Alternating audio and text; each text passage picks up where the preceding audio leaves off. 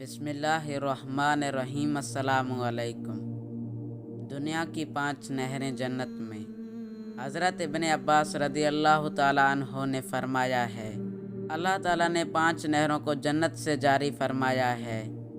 Number 1 جیہون، number 2 سیہون، number 3 دجلہ، نمبر 4 فرات، نمبر 5 نیل۔ یہ 5 ندیاں ایک ہی چشمہ سے جاری ہوتی ہیں۔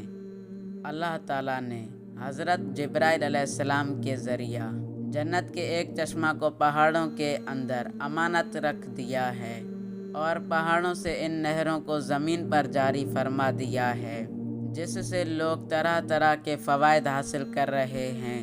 جب یاجوج ماجوج کے نکلنے کا وقت ہوگا تو اللہ تعالیٰ حضرت جبرائیل علیہ السلام کو زمین پر بھیجے گا اور وہ 6 چیزوں کو زمین سے اٹھا لے جائیں گے۔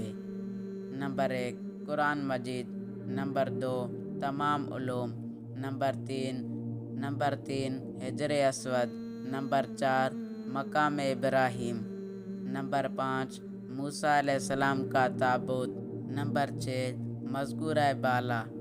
5 نہریں، اور جب یہ 6 چیزیں زمین سے اٹھا لی جائیں گی تو دین و دنیا کی برکت روئے زمین سے اٹھ جائے گی اور لوگ ان برکتوں سے بالکل محروم ہو کر رہ جائیں گے۔